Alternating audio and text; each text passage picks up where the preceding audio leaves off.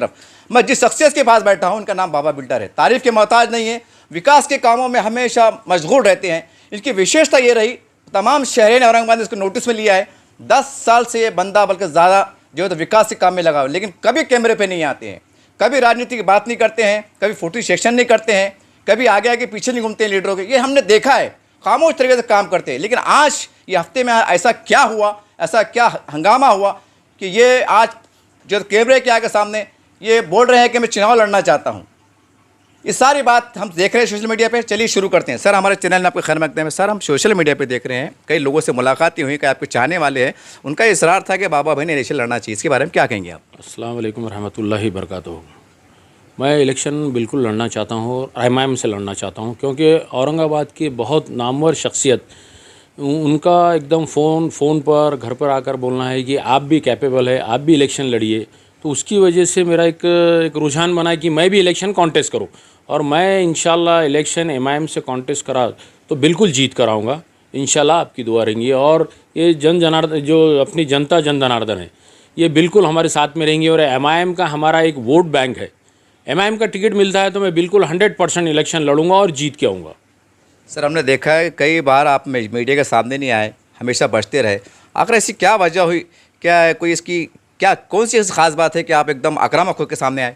नहीं, आक्रामक होने की बात नहीं है, मगर कुछ औरंगाबाद के जो लोग हैं उनका इसरार है कि आप भी इलेक्शन कॉन्टेस्ट करो, आप आ सकते हैं, आप कैपेबल है, आप एक बार इलेक्शन तो कॉन्टेस्ट कीजिए आमदार का, इंशाल्लाह आप बिल्कुल चुन के आएंगे। तो उसकी वजह से मैंने 8 दिन के अंदर फैसला लिया कि मैं भी इलेक्शन कॉन्टेस्ट करूँगा और एमआईएम मुझे टिकट देंगी, क्योंकि एमआईएम में मेरी खिदमत है, उनकी पार्टी में मैंने काम किया हूँ, तो इंशाल्लाह मुझे टिकट मिलेगा एमआईएम का। सर, पूरा शहर जानता है कि आप इम्तियाज़ जलील साहब के नूर नज़र है, उनके बहुत करीबी माने जाते हैं। तो क्या ये माना जाए कि कहीं ना कहीं इम्तियाज़ साहब का भी आपको कोई कुछ तायद है, या उनसे कोई आपने मशवरा किया हो या गुजारिश की हो? नहीं, इंशाल्लाह मैं उनसे मुलाकात करूँगा और ये बात उनके सामने रखूँगा इंशाल्लाह।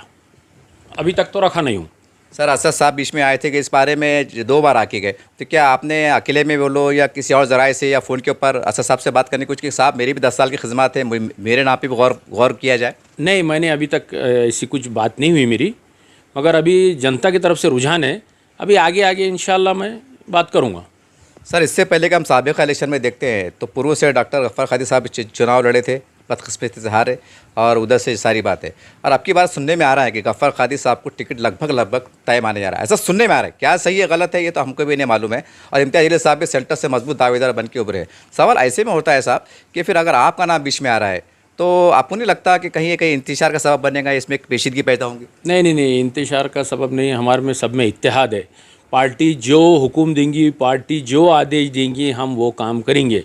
और इंशाल्लाह पार्टी जिसको भी टिकट देंगी हम ज़ोरों शोर से उसको चुनकर लाएंगे।